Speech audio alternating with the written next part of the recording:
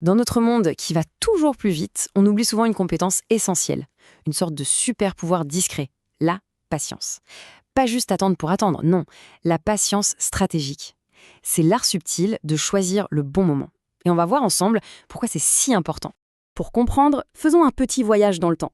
On est en 1862. Les États-Unis sont en pleine guerre de sécession. C'est une période de chaos, le pays est littéralement coupé en deux et chaque décision peut changer le cours de l'histoire. Et au milieu de tout ça, il y a Abraham Lincoln. En juillet, il prend une décision monumentale, abolir l'esclavage. Le texte est écrit, prêt à être publié, mais il ne fait rien. Il attend. Ses conseillers s'énervent. Ils lui disent d'agir maintenant, mais Lincoln, lui, il refuse. Il attend le bon moment. Et ce moment, il arrive des mois plus tard, juste après une victoire militaire décisive. La question, c'est pourquoi avoir attendu ? La réponse de Lincoln est lumineuse. En fait, il ne doutait pas une seconde de sa décision. Ce dont il doutait, c'était de la façon dont elle serait perçue. Annoncer une mesure aussi radicale alors que son armée était en difficulté, eh bien ça aurait ressemblé à un acte désespéré, un dernier va-tout, pas une décision de leader. Et c'est ça la clé de tout.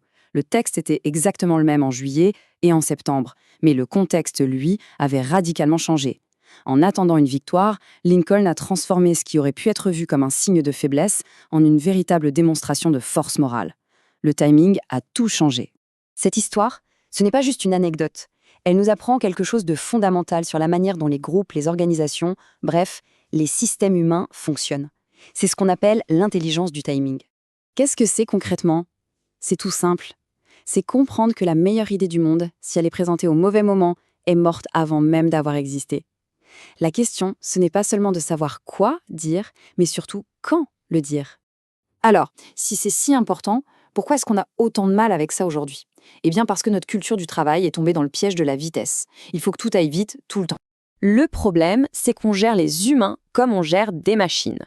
Une machine, on lui donne un ordre, elle exécute, instantanément.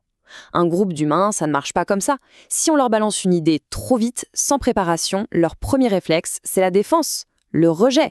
Ils ont besoin de temps pour digérer, pour intégrer.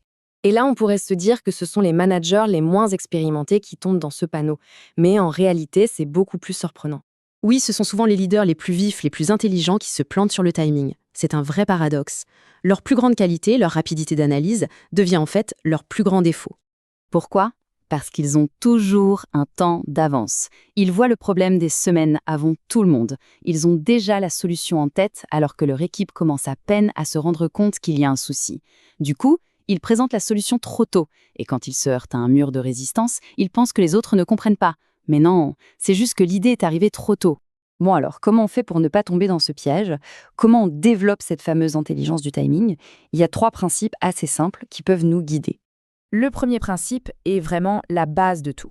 Une bonne décision, ce n'est pas forcément une décision rapide. C'est une décision qui arrive à maturité. L'objectif, ce n'est pas d'être le premier à parler. C'est d'attendre le moment où l'idée devient presque une évidence pour tout le monde. Le deuxième principe, lui, concerne la façon dont les idées se propagent.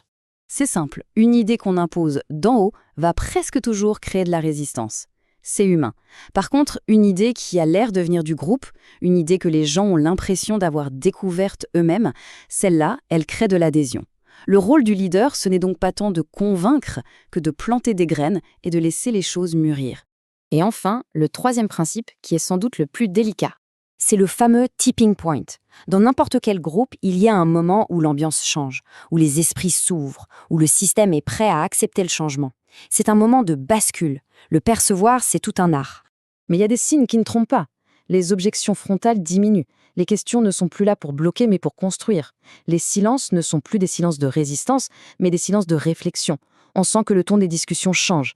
Ça, c'est le signal qu'il est temps d'agir. Finalement, tout ça nous montre que la patience stratégique, ce n'est pas du tout une faiblesse. Ce n'est pas de l'indécision. C'est tout le contraire. C'est peut-être même la forme la plus élevée de leadership.